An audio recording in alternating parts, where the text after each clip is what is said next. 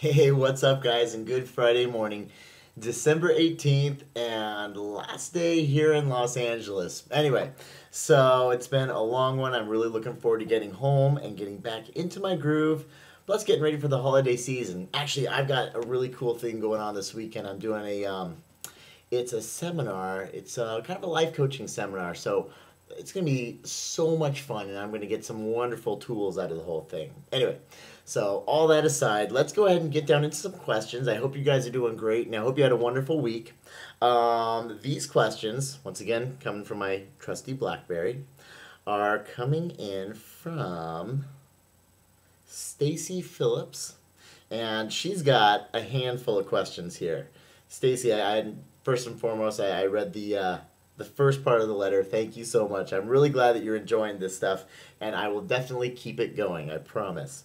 All right. So she says, question number one: my husband and I have an ongoing debate. I always heard that exercising right after eating was unhealthy as it diverts blood away from the digestive process.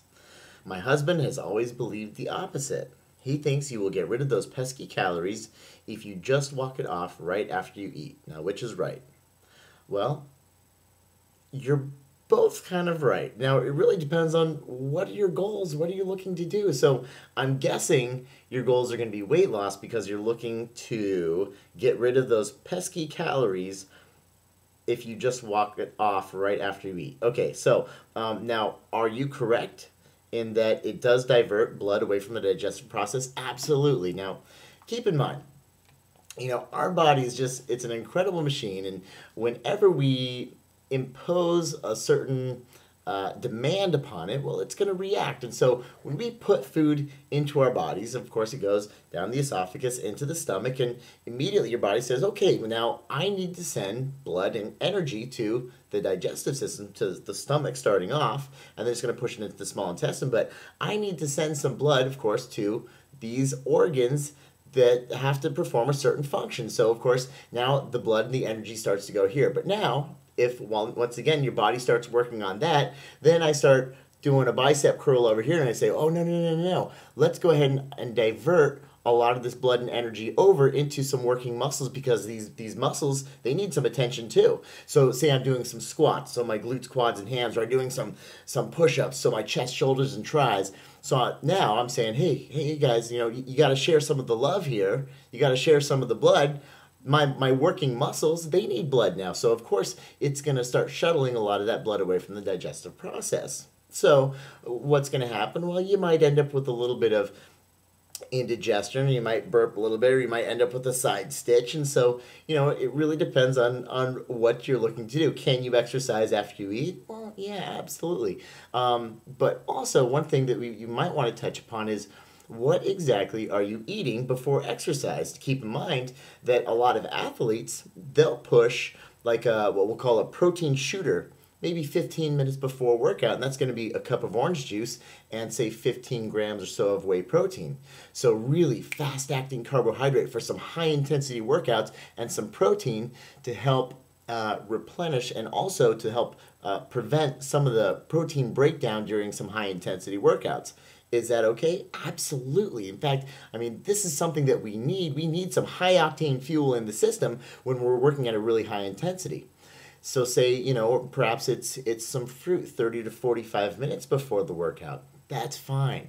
Of course, if you're going to be eating some really heavy, high fatty foods right before you go to a workout, now you're asking for trouble. So, of course, remember the high fat foods, they close off that, what's called the pyloric sphincter, or the pyloric valve, where the stomach empties into the small intestine. So food stays in the stomach longer when we eat a lot of fatty foods. Really slows the gastric emptying into the small intestine, where absorption happens. So, it really depends on what you want to do. If you really want to kind of just have some fun and play with your macronutrients, and of course, risk a side stitch, then you're going to eat some heavy fatty foods right before you go into a high intensity workout, well, you're asking for trouble. But remember, you can always throw in some really high octane energy, throw some, 15, 20 grams of sugar with 15 grams of protein in there, blast a high intensity workout, and you're golden. So you can really play around with that. Now, keep in mind also, and what your husband is talking about is, of course, working off those. Here, I'm going to get back down to the question. Yeah, walking it off right after you eat. Now, one thing that is fantastic is he says walking it off. I like that a lot. At least it's not a high intensity workout. If you want to just hit the street and go on a nice little walk, granted, yeah, you might have to share a little bit of the love with your glutes, quads, hams, and calves, which are some bigger muscles, but it's not super high intensity, so they're not going to be demanding a ton. But you're stimulating the muscular system, you're stimulating the lymphatic system, so you're getting a lot of things moving. At the same time, sometimes it's almost like a nice little massage for the digestive system. So if you eat not too heavy, but just a nice moderate meal, then you go on a nice little walk. It also prevents a lot of discomfort, and it sometimes actually aids with the digestion over the next 30 to 45 minutes. So, you're both right, but it really depends on just what your preferences are. Okay, so number two. And then we got a couple more questions here, so I'll make this fast. I know we only got a couple minutes left.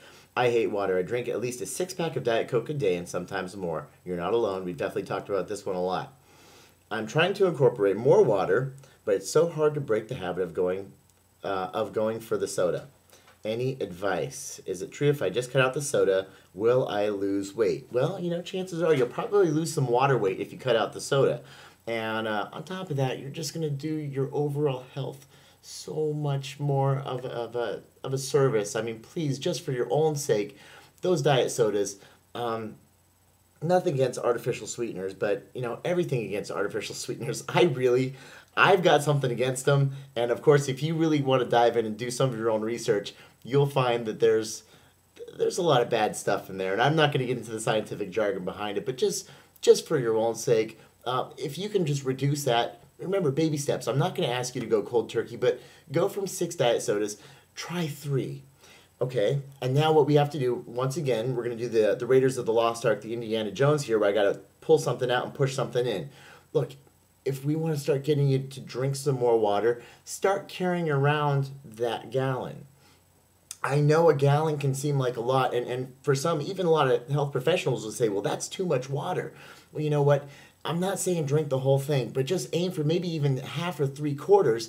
But at the same time, I know a lot of people that hate water, so we got to make that water taste good. I'm not a huge fan of Crystal Light because now we're talking once again about artificial sweeteners, but utilize something. We're talking transitional tools, and I've talked about transitional tools in some blogs way back when, but something to get, it's the behavioral modification. Remember, it's learning that new habit. So if you got to use Crystal Light to get you there, just make that water taste good. That's the one thing that I want you to do first and foremost. And you can always start with a lot and reduce down to a little bit of Crystal Light or whatever it is out there. There's some wonderful flavorings for water, and they're super inexpensive. Grab the gallon, throw half in there, see if you can actually, that you start to like it. Because remember, I want you to make these lifestyle changes, make them enjoyable, and because we can. And so use those transitional tools first.